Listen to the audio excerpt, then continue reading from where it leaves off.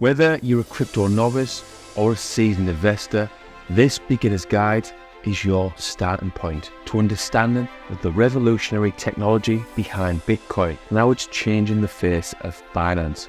After 7 years of investing in the crypto space, I feel that there are 5 things every beginner should know about Bitcoin. But before we get to that, I'll give you some Bitcoin background and my up and down experience of Bitcoin so far. Bitcoin was created by Satoshi Nakamoto in 2009 and it's the fastest adopted technology ever.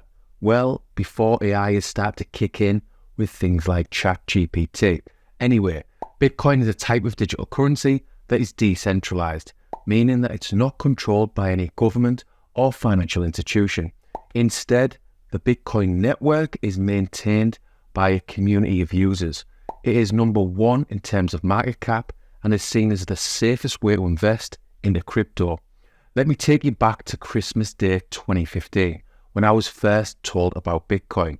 I think the price was at or around $300 for one token.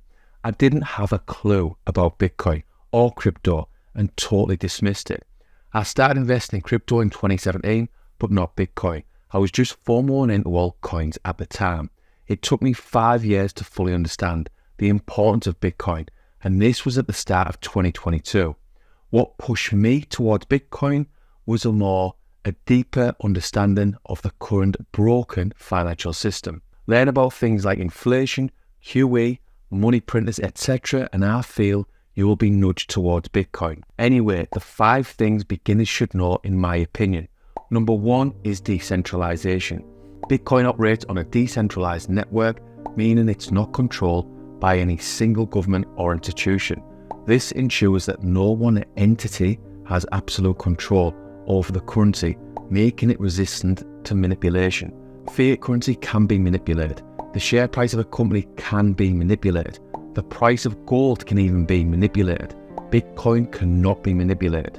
Bitcoin can't be manipulated because it's decentralized, meaning governments and banks can't increase the supply and reduce the value. They can't interfere with it.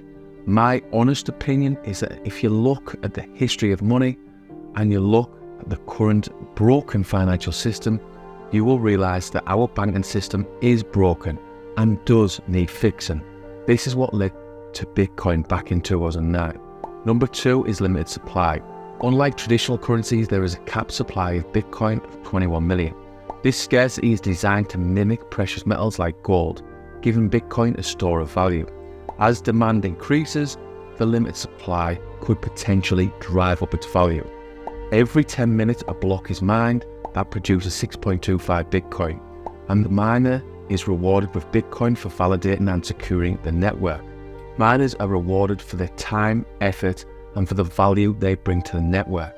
6.25 per block is the current amount mined every 10 minutes at the start of 2024. The Bitcoin halving happens every 4 years, and this reduces supply and increases demand.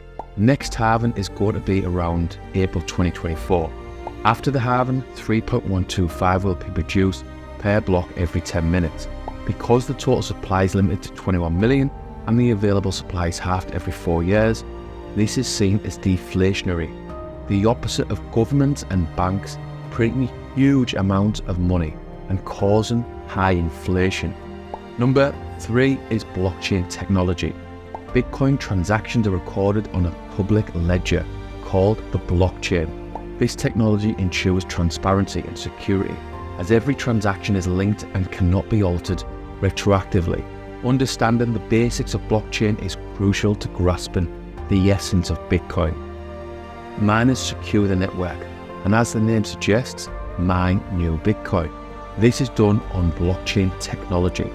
Blockchain uses maths, physics, and computer science to record and store data that is verified by miners. Proof of work is a decentralized system used to verify the accuracy of transactions on the blockchain network.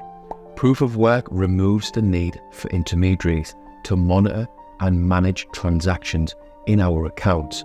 The computers within the network are called nodes. Think miners using big computers with a lot of CPU power solving very complex mathematical code to get the Bitcoin. This is difficult at first, but remember, this is your starting point and your understanding will improve in time. Number 4 is volatility. Bitcoin's value can be highly volatile. Prices can experience significant fluctuations over short periods, making it essential for beginners to approach Bitcoin with a long-term perspective and a risk management strategy. It's always recommended to do thorough research and understand the market before getting involved. This is the case with any type of investing. All I would say is that your investments are your responsibility and the buck stops with you. Understanding your risk tolerance is key for any investor. So if you invest into crypto, low risk would be investing in Bitcoin or maybe even Ethereum.